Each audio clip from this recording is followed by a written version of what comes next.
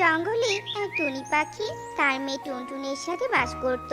টুনি ছিল অনেক গরিব। অন্যের বাড়িতে কাজ করে টুনি কোনো রকমে তার দিন কাটাতো। এভাবেই অনেক কষ্টে দিন কাটছিল টুনির। দেখতে দেখতে রমজান মাস চলে আসে। মা, ও মা, আমার যে কি ভালো লাগছে, রমজান মাসটা চলে এলো। আহা, চারিদিকে সবাই এখন রোজা থাকবে। মা, ও মা, আমিও রোজা রাখবো। মা, তুমি আমাকে রোজা থাকতে দিবে? মা, না রে মা, তুই তো এখনো অনেক ছোট, তুই কি আর রোজা রাখতে পারবি নাকি বলতো? তোকে কোনো রোজা থাকতে হবে না, তুই আরেকটু বড় হ, তারপর রোজা থাকিস, কেমন? না না না, আমি তোমার কোনো কথাই শুনতে চাই না। আমি রোজা থাকবো মানে রোজা থাকবো থাকবো থাকবো। আচ্ছা আচ্ছা, ঠিক আছে, তুই যদি রোজা রাখতে পারিস তাহলে আমার কোনো আপত্তি নেই রে মা। কষ্ট হলে তুই নিজেই রোজা ভাঙবি, বুঝতে পেরেছিস?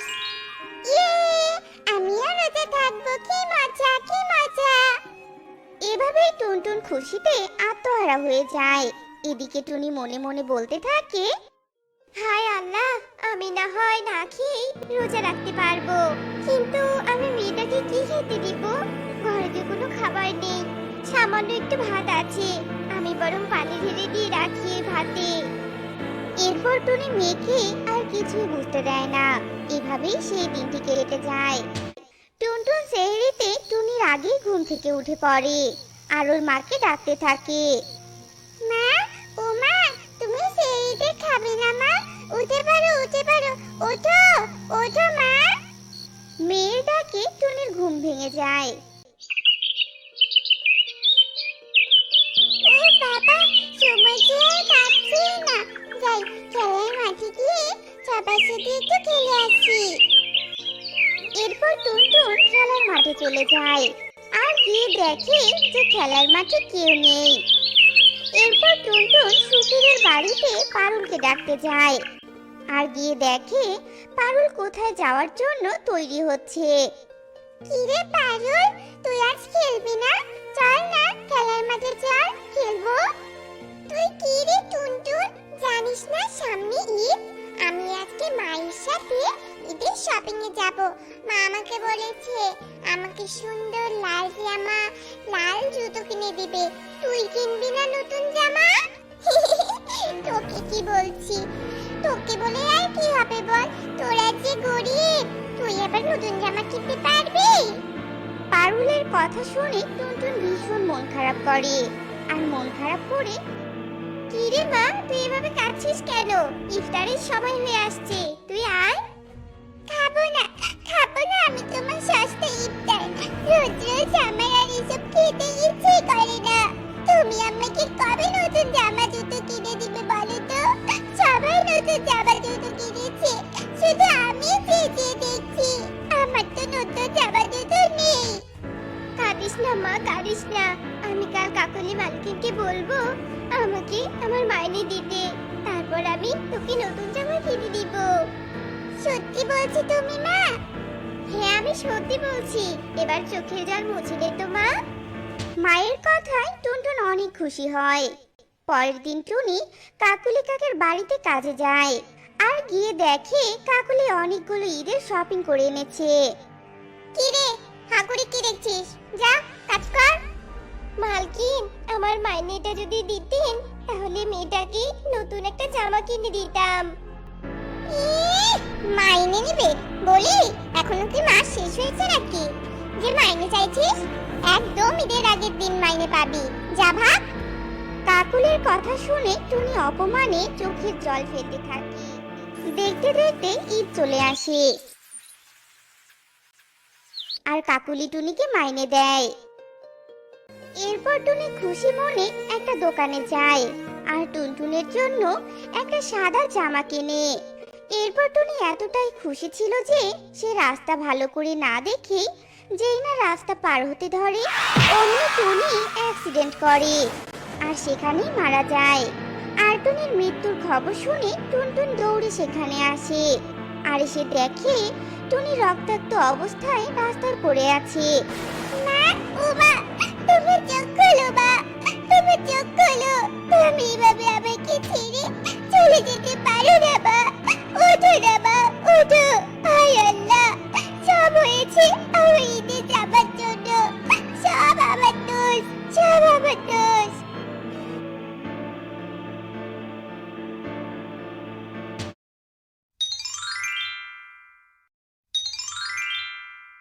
সে অনেক অনেক দিন আগের কথা।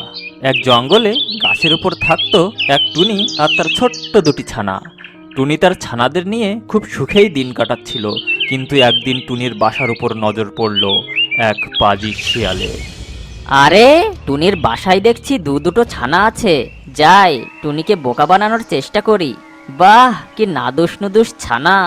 ছানা দুটো আমার চাই চাই খাওয়ার জন্য। ছোট ছানার মাংস কত নরম আর সুস্বাদু হয় তা কেবল খেলেই টের পাওয়া যাবে। আজকে ওর ছানা দুটোকে আমি খাবই। এই বলে শিয়াল ঝোপ থেকে বের হয়ে টুনি যে গাছে বাসা বেঁধেছে তার নিচে গেল আর গিয়ে বলল, এই বেটা টুনি, তোর ছানা দুটোকে নিচে ফেল, তা না হলে আমি যদি গাছে উঠি তাহলে কিন্তু তোর ছানাদের সাথে সাথে তোকেও খেয়ে নেব। কেন, তুমি কি বানর নাকি সাপ যে গাছে উঠবে? তুমি হলে একটা শিয়াল, তুমি কি করে গাছে উঠতে পারো? তুমি কি আমাকে বোকা ভেবেছো নাকি যে তোমার ভয়ে আমি আমার ছানাদের নিচে ফেলবো? যদি তোমার গাছে ওঠার ক্ষমতা থাকে তাহলে গাছে ওঠো আর আমার ছানাদের খেয়ে নাও। এখনো সময় আছে, নম্রভাবে বলছি, ভালোই ভালোই তোর ছানাদের নিচে ফেল, তা না হলে আমি কিন্তু সত্যি সত্যি গাছের উপর উঠব, তখন তোর ছানাদের সাথে তোকেও খাবো। বললাম তো, যদি পারো তাহলে আমার বাসায় ওঠো, আর পারলে আমার ছানাদের খাও, দেখি তোমার কত ক্ষমতা। না, ভেবেছিলাম টুনিকে বোকা বানিয়ে ওর ছানাদের খাবো, কিন্তু বেটা তো দেখি খুবই চালাক। এই গাছটা অনেক চিকন, আমি যদি এটা নাড়াতে শুরু করি তাহলে বাসা থেকে ছানাগুলো নিচেই পড়বে, আর তখন আমি ওদের খেতে পারবো। এই বলে পাজি শিয়াল টুনি যে গাছে বাসা বেঁধেছে সে গাছটা ঝাঁকাতে থাকে। গাছটা চিকন হওয়ার জন্য তা দুলতে থাকে, আর বাসা থেকে ছানা দুটো নিচে পড়ে যায়। ছানা নিচে পড়তেই শিয়াল খপাত করে ছানা দুটোকে গিলে খায়। দেখলি তো টুনি, তোর ছানা দুটোকে আমি খেয়েই তবে ছাড়লাম, কিন্তু তুই প্রাণে বেঁচে গেলি। যদি আমি সত্যি সত্যি গাছের উপরে উঠতে পারতাম তাহলে তোকেও খেয়ে নিতাম। আমি এখন যাই, তুই আবার ডিম পার আর তার থেকে ছানা ফোটা, তখন আমি আবার আসবো তোর নাদুস নুদুস ছানা খেতে। তুমি খুব পাজি শিয়াল, আমার ছোট ছোট ছানাদের খেয়ে তোমার কি লাভ হলো? তোমার তোমার তো পেটও ভরলো না, তবে কেন তুমি আমার ছানাদের খেলে? তার তুই কি বুঝবি? তোর ছানাদের খেয়ে যে মজা পেয়েছি এরকম খাবারের স্বাদ অন্য কোনো খাবারে নেই। তবে তুই কোনো চিন্তা করিস না, পরের বারও তোর ছানাদের আমি খাবো। তাড়াতাড়ি ডিম পাড় আর তার থেকে নাদুস নুদুস ছানা ফোটা। এই বলে শিয়াল সেখান থেকে চলে গেল, আর টুনি মন খারাপ করে বাসাতেই বসে থাকলো। এই ঘটনার বেশ কিছুদিন পর শিয়াল তার ঘরের সামনে বসে ঝিমাচ্ছিল। হঠাৎ তার টুনির কথা মনে পড়ল। আরে, টুনির ছানাদের খেয়েছিলাম তো অনেক দিন হলো, এর মধ্যে তো মনে হয় টুনি আবারও ডিম পেড়েছে, আর তার থেকে তো মনে হয় ছানাও বের হয়েছে। যাই, টুনির ওখানে গিয়ে আড়াল থেকে একবার দেখে আসি, না হলে আমাকে দেখে তো আবার ছানাগুলো লুকিয়ে ফেলতে পারে, তখন তো কপালে কিছুই জুটবে না। এই বলে শিয়াল টুনির বাসার উদ্দেশ্যে রওনা দিল। অন্যদিকে টুনি আবারও দুটো ছানা ফুটিয়েছে। আগের মতোই টুনি তার ছানাগুলোকে পাহারা দিচ্ছিল। দুষ্টু শিয়াল ঝোপের আড়াল থেকে দেখলো টুনির বাসায় আগের মতোই দুইটি নাদুস নুদুস ছানা। আরে, ওই তো টুনি দেখছি আবারও দুটো ছানা ফুটিয়েছে। না না, দেরি করা যাবে না, ওখানেই যাই আর ওর ছানা দুটোকে চাই। ভালোই ভালোই যদি দিয়ে দেয় তাহলে কিছুই বলবো না, আর যদি না দেয় তাহলে আবারও গাছ ঝাঁকাতে শুরু করব, তাহলে ছানা এমনিতেই নিচে পড়ে যাবে। এই বলে শিয়াল ঝোপের আড়াল থেকে বের হয়ে টুনির বাসার নিচে গেল, আর টুনিকে ভয় দেখিয়ে বলতে লাগলো, কিরে টুনি, তুই তো দেখছি আবারও দুটো ছানা ফুটিয়েছিস। বলেছিলাম না আমি আসবো, দেখেছিস ঠিকই চলে এসেছি। নে, ভালোই ভালোই তোর ছানা দুটোকে মাটিতে ফেল, আমার খুব ক্ষুধা পেয়েছে। আমি তোমার কাছে হাত জোর করে মিনতি করছি, তুমি আমার ছানা দুটোকে খেও না। আমার ছানাগুলো নির্দোষ আর নিষ্পাপ, ওরা তোমার কি ক্ষতি করেছে? তুমি ওদের খেও না ভাই, দয়া করো আমার ছানাদের। দেখ টুনি, এখনো সময় আছে। আমি তোকে কিন্তু ভালোই ভালোই বলছি, ছানাগুলোকে নিচে ফেল। আর কাকতি মিনতি করে কোনো লাভ নেই। আমি তোর ছানাগুলোকে খাবই। তোর ভালো এতেই হবে, তুই নিজে থেকেই তোর ছানাদের নিচে ফেল। আমি তোমার কাছে হাত জোড় করে মিনতি করছি, তুমি আমার ছানাদের ছেড়ে দাও ভাই। আমার ছোট ছোট নিষ্পাপ বাচ্চা, ওদের বাঁচার একটা সুযোগ তো দাও। ও, বুঝতে পেরেছি, সোজা কথায় কাজ হবে না। আবারও গাছ ঝাঁকাতে শুরু করি, তাহলে ছানাগুলো নিচে পড়বে। এই বলে শিয়াল টুনি যে গাছে বাসা বেঁধেছে তা ঝাঁকাতে শুরু করে। জোরে জোরে ঝাঁকানোর কারণে ছানাগুলো নিচে পড়ে যায় আর শিয়াল তাদের খপাত করে খেয়ে নেয়। ছানাগুলো খাওয়ার পর শিয়াল তার বাসার দিকে যেতে থাকে আর টুনি মন খারাপ করে তার বাসায় বসে থাকে। পরদিন টুনির বন্ধু কাক টুনির ওখানে আসে। কি হয়েছে বন্ধু, তোমার মন খারাপ কেন? আর তোমার ছানা দুটো বা কোথায়? আর বলো না বন্ধু, এক পাজি শিয়াল আমার ছানাদের খেয়ে গেছে। এর আগেও সে আমার ছানাদের খেয়েছিল, আর আমি তার কিছুই করতে পারিনি। শিয়াল তোমার ছানাদের খেয়েছে, কিন্তু সে তো গাছে উঠতে পারে না। তাহলে সে তোমার ছানাদের কিভাবে খেলো? পাজি শিয়াল বুদ্ধি করে এই গাছটা ঝাঁকাতে শুরু করে, আর গাছ নড়ার কারণে আমার ছানারা নিচে পড়ে যায়, আর তখন শিয়াল ওদের খেয়ে নেয়। আসলে এই গাছটা অনেক চিকন, তাই এটা সহজে নড়ে। ও, এবার বুঝতে পেরেছি শিয়াল তোমার ছানাদের কি করে খায়। তা তুমি এখন কি করবে বলে ঠিক করেছো? আমি বদলা নেব, বদলা। যেভাবেই হোক পাজি শিয়ালকে আমি শাস্তি দেব। ওই বেটা দুবার আমার ছানাদের খেয়ে নিয়েছে, কিছুতেই আমি ওকে ছাড়বো না। ক্যা ক্যা, শিয়াল তো অনেক বুদ্ধিমান আর চালাক, তাই তুমি ওর সাথে কোনোভাবেই পেরে উঠবে না। তাহলে কিভাবে তুমি বদলা নেবে? কোনো পরিকল্পনা আছে তোমার? শিয়ালকে যখনই আমি সামনে পাবো, ওর মাথায় আমি ঠোকরাতে থাকবো, আর ওর মাথা ঠুকরিয়ে ঠুকরিয়ে আমি ছিদ্র করে ফেলবো। তাহলে ওই বেটা শিয়াল চরম শিক্ষা পাবে। আরে বন্ধু, তুমি তো বোকার মতো কথা বলছো। তুমি যখনই ওর মাথায় ঠোকরাতে যাবে, তখনই তো সে তোমাকে খেয়ে নেবে। তখন তো তুমি নিজেই ওর খাবার হয়ে যাবে। আমার কথা শোনো, শিয়াল যখন ঘুমাবে তখন তুমি ছুরি নিয়ে গিয়ে ওর লেজটা কেটে দেবে। তাহলে ওই শিয়ালের চরম শিক্ষা হবে। লেজ হচ্ছে শিয়ালের সবচেয়ে প্রিয় জিনিস। তুমি যদি ওটাকে কেটে দাও, তাহলে সে আর কারোর সামনে মুখ দেখাতে পারবে না। তখন সে লজ্জায় এমনিতেই মারা যাবে। তুমি ঠিক বলেছ বন্ধু, এই কাজটাই করতে হবে। ওর লেজ কেটে দিলে ও আর মুখ দেখাতে পারবে না। তাহলে ঠিক আছে, আমি সুযোগ বুঝে শিয়ালের লেজ কেটে দেব। কাক টুনিকে বুদ্ধি দিয়ে সেখান থেকে চলে যায় আর টুনি কিভাবে শিয়ালের লেজ কাটবে সেই বুদ্ধি ভাবতে থাকে।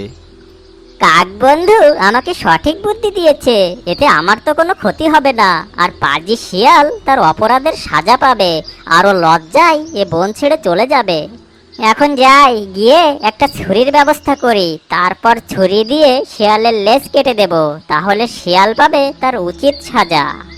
এই বলে টুনি ছুরির ব্যবস্থা করতে বাসা থেকে বের হয়। অন্যদিকে শিয়াল খেয়ে দিয়ে খুব মজা করে তার বাসায় ঘুমাচ্ছিল। ঠিক তখন টুনি ছুরি নিয়ে সেখানে চলে আসে আর সুযোগ বুঝে শিয়ালের লেজ কেটে দেয়। তখন শিয়ালের ঘুম ভেঙে যায় আর টুনি সেখান থেকে উড়ে পালায়। হায় হায়, এটা কি হলো? টুনি তো দেখছি আমার লেজটা কেটে দিয়ে গেল। এখন আমার কি হবে? লেজ ছাড়া জঙ্গলের পশু পাখিদের সামনে আমি কি করে মুখ দেখাবো? আমার তো সম্মানই থাকলো না। লেজ ছাড়া আমাকে দেখতে কেমন জানি লাগছে। আমার তো সব শেষ হয়ে গেল। এই বলে বেচারা শিয়াল লজ্জায় মাথা নিচু করে সেই বন ছেড়ে দূরে কোথাও চলে যায়।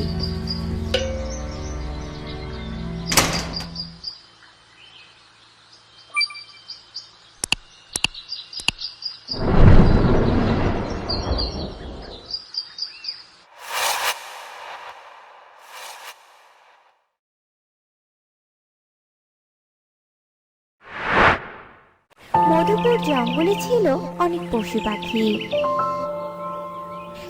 সেই জঙ্গলে ছিল একটি ধূর্ত ঈগল। ঈগল অনেক চালাক ছিল।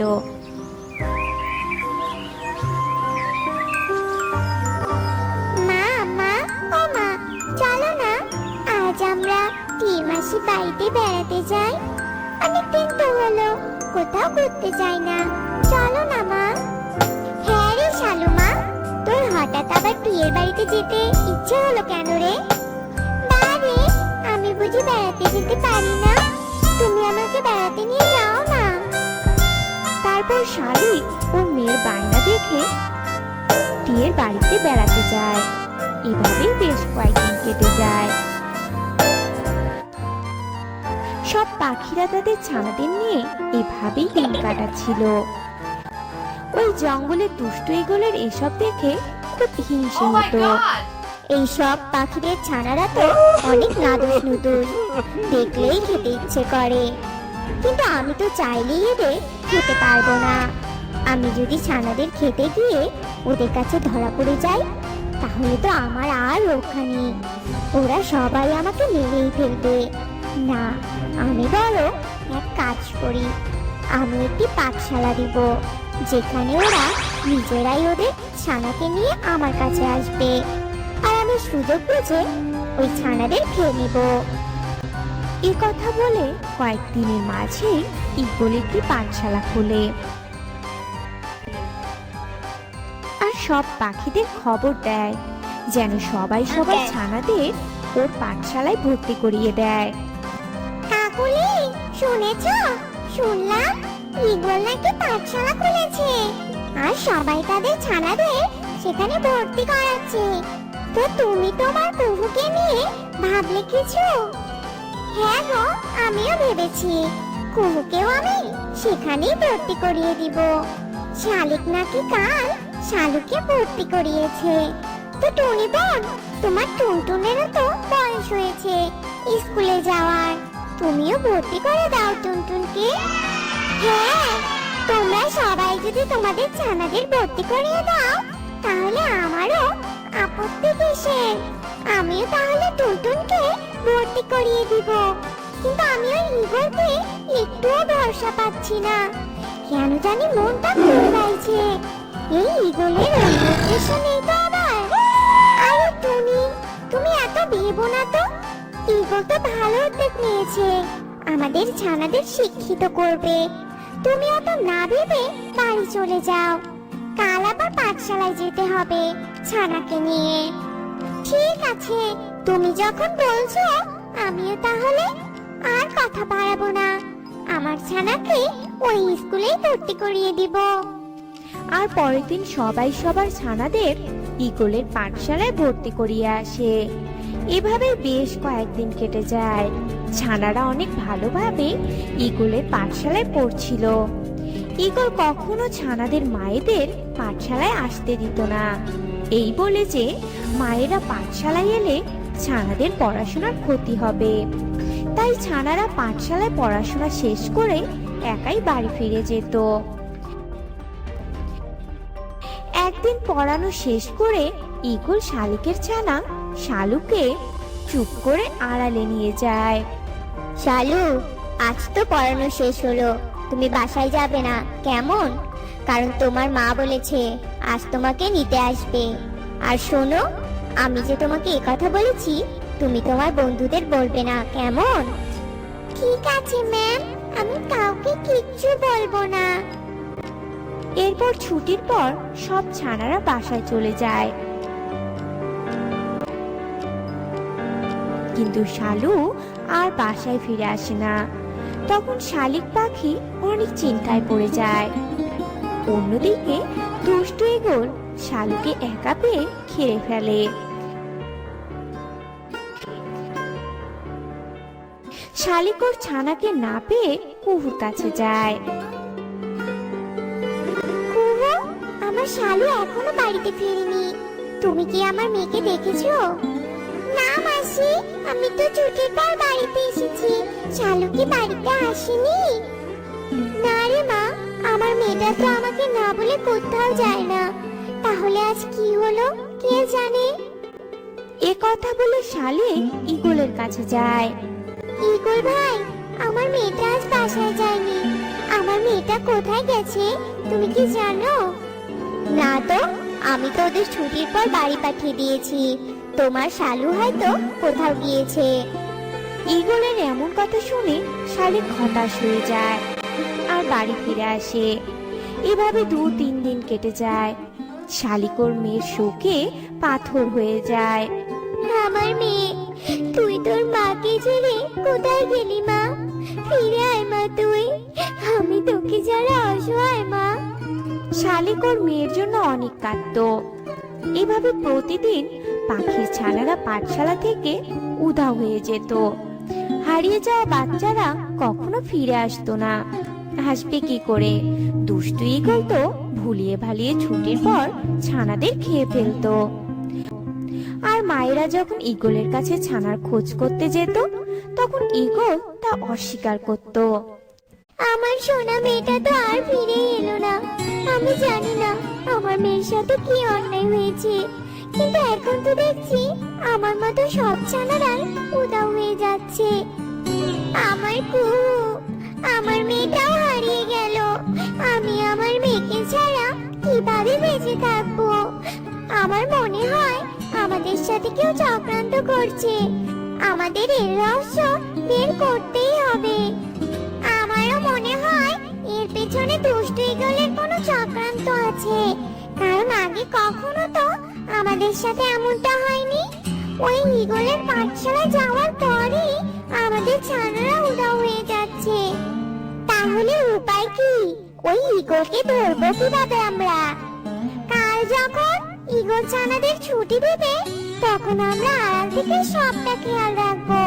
আর আমি আমার টুনটুনকে আগে থেকে সবটা শিখিয়ে দিব।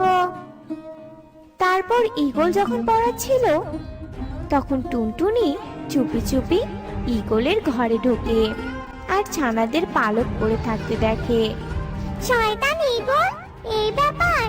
এতদিন তাহলে এই ঈগলই আমাদের ছানাদের খেয়ে ফেলতো। আজ এই ঈগলকে একটা উচিত শিক্ষা দিতেই হবে। এই কথা বলে টুনি সহ সবাই ঈগলকে আড়াল থেকে দেখতে থাকে। আর তারা দেখে যে ঈগল সবাইকে ছুটি দিয়ে টুনির ছানাকে ওর মায়ের জন্য অপেক্ষা করতে বলছে। আর ছানারা চলে যাওয়ার পর ঈগল টুনটুনকে খেতে যাবে। তখনই সবাই সেখানে হাজির হয়। আর সবাইকে দেখে ঈগল অনেক ভয় পেয়ে যায়। হ্যাঁ, আর আমরা আজ না আসলে তো জানতামই না যে তুমি এতটা খারাপ। তুমি আমার টুনটুনকে খাওয়ার পরিকল্পনা করছিলে। দুষ্ট ঈগল, এতদিন আমাদের ছানাদের তাহলে তুই খেয়েছিস। আজ তুই তোর পাপের শাস্তি পাবি। তারপর সব পাখিরা মিলে ঈগলের ফাঁসি দেয়।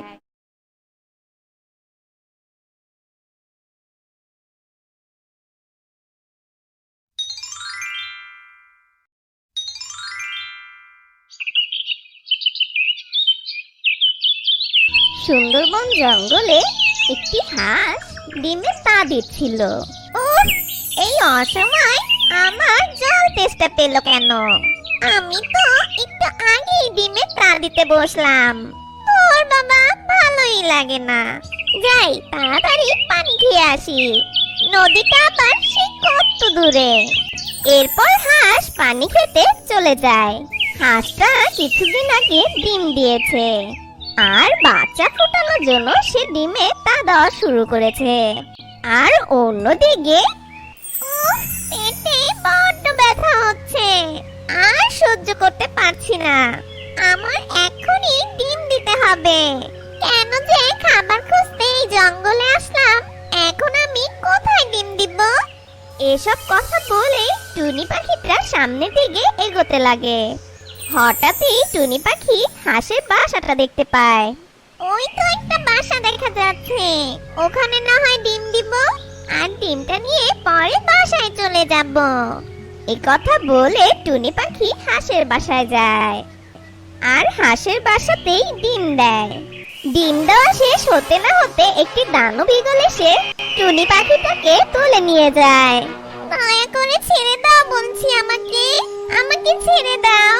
আমি যে সবেমাত্র ডিম দিয়েছি, তুমি আমাকে নিয়ে গেলে আমার ডিমের কি হবে? চুপ কর বলছি, একদম ন্যাকামি করবি না। ডিম নিয়ে তোর খুব ভাবনা, তাই না? আমার পেটে গেলে তোর ডিমের চিন্তা দূর হবে। এসব কথা বলে ঈগল টুনি পাখিকে নিয়ে যায়। হাঁসটা পানি খেয়ে এসে বাসায় ডিমে তা দিতে থাকে। আর কিছুদিন পরেই ঘটে আসল ঘটনা। হাঁসের ডিম ফুটে ছানা বের হয়, আর সাথে সাথে টুনি পাখির ডিম থেকেও একটি ছোট্ট মিষ্টি ছানা বের হয়। আর এই দেখে হাঁসটা বলে, এ কি, আমার ছানাদের সাথে এই টুনি ছানাটা কোথা থেকে এলো? আমার ডিম থেকে টুনি পাখি বের হবে কিভাবে সম্ভব? এটা কি সব অদ্ভুত ব্যাপার! না, এই টুনি কিছুতেই আমার সন্তান হতে পারে না। মা, ও মা, তুমি এসব কি বলছো মা? তুমি তো আমাকে তা দিয়ে পৃথিবীতে এনেছো, তবে কেন তুমি তোমার সন্তান হিসেবে আমাকে স্বীকার করছো না? আমি তো তোমারই সন্তান মা। চুপ কর টুনি, একদম ন্যাকামি করবি না। তুই কখনই আমার সন্তান হতে পারিস না। আর তা দিয়ে তোকে ফুটিয়েছে বলে আমি তোর মা হব? তা কিছুতেই হতে পারে না। আমি একটা হাঁস, আর এই হাঁস ছানারাই আমার সন্তান। তাই তুই আমার সন্তান না, কেননা তুই একটা টুনি পাখি। যা, দূর হ আমার সামনে থেকে। এমন করে আমায় তাড়িয়ে দিও না মা। আমি ছোট্ট একটা ছানা, তুমি যদি আমাকে তাড়িয়ে দাও তবে আমি কোথায় যাব মা? সে আমি কি জানি, কিন্তু তোকে আমার সন্তান হিসেবে মানি না, তাই তুই আমার বাসায় থাকতে পারবি না। এসব কথা বলে হাঁস ছোট্ট মিষ্টি টুনিটাকে তাড়িয়ে দেয়। কিন্তু টুনি ছানাটা কোথাও না গিয়ে হাঁসের বাসার পাশে দাঁড়িয়ে থাকে। বুঝেছি, এই শয়তান টুনিটা এখান থেকে যাবে না। না যাক, আমি আমার ছানাগুলোকে নিয়ে নদীর ওপারে চলে যাব। এরপর হাঁস তার ছানাদের নিয়ে নদীর ওপারে যাওয়ার জন্য রওনা দেয়। টুনিও কাঁদতে কাঁদতে হাঁসের পিছু পিছু যেতে থাকে। কিন্তু নদীর ধারে গিয়ে টুনিকে ফেলে রেখে হাঁসের ছানাগুলো পিঠে নিয়ে হাঁস চলে যায়। মা, মা, তুমি আমাকে ফেলে যেও না মা। আমি যে ভীষণ ছোট্ট মা।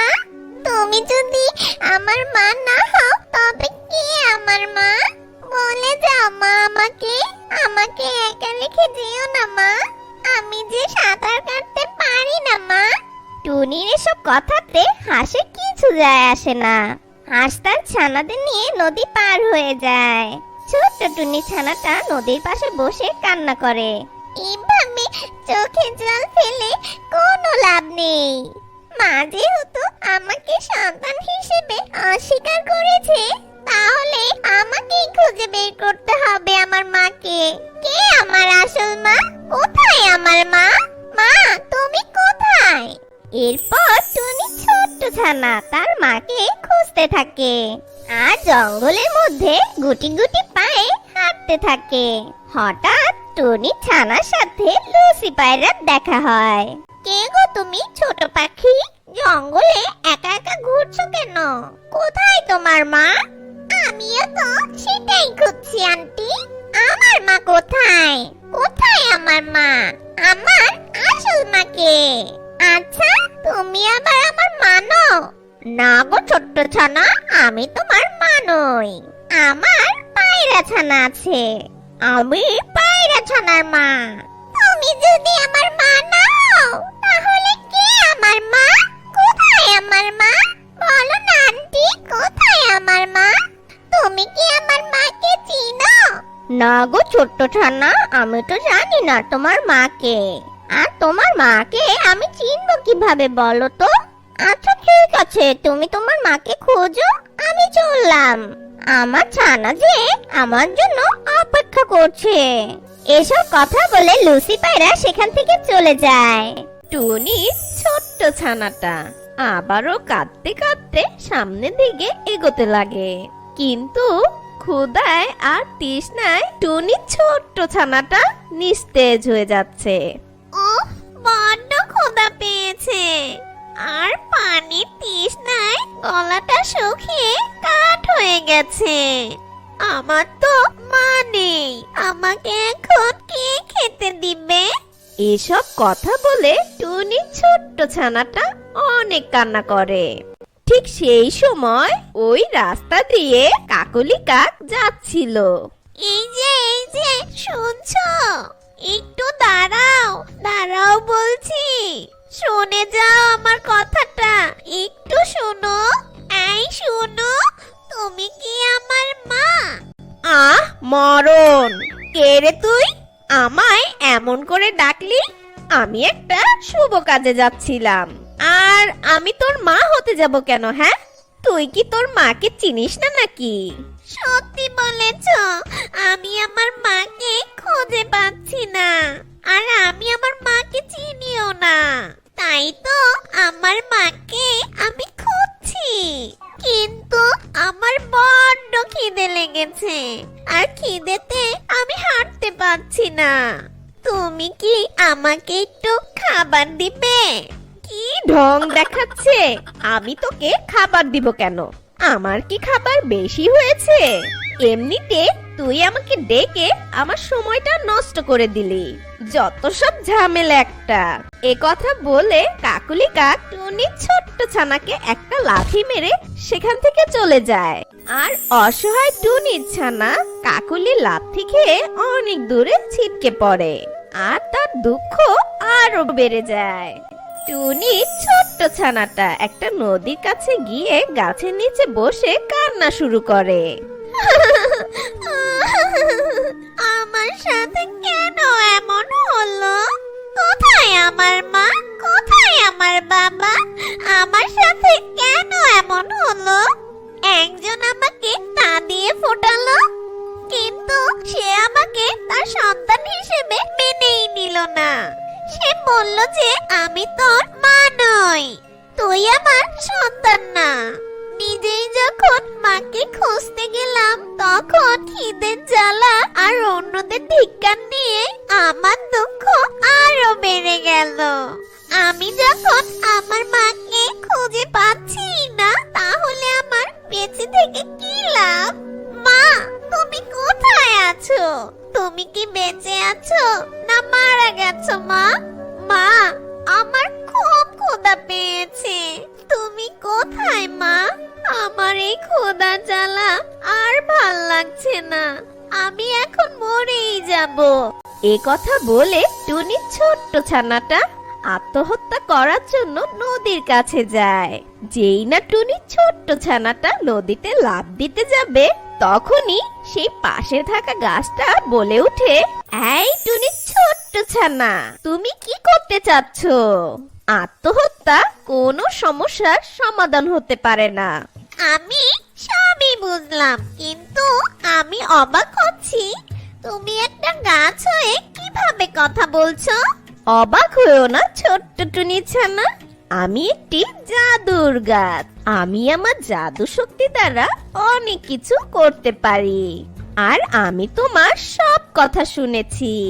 কেউ তোমাকে সন্তানের মর্যাদা দিচ্ছে না, তাই তো তুমি তোমার মাকে খুঁজে পাচ্ছ না। তুমি চিন্তা করো না, আজ থেকে আমি তোমার মা, আর তুমি আমার ছানা। তোমাকে আমি আগলে রাখবো। এরপর গাছটা তার জাদু শক্তি দিয়ে তার ডালের উপর একটি সুন্দর ঘর বানিয়ে দেয়। আর ছোট্ট টুনি ছানা সেই বাসাতেই থাকতে শুরু করে, আর সেই গাছের ফল খেয়ে জীবন ধারণ করে। গাছমা, গাছমা, সত্যি তুমি গাছ হলে কি হবে? তুমি একটা মায়ের থেকে কোনো অংশে কম না, তুমি আমার মা। এরপর থেকে ছোট্ট টুনি ছানা তার গাছ মায়ের সাথে খুব সুন্দর দিন যাপন করতে থাকে।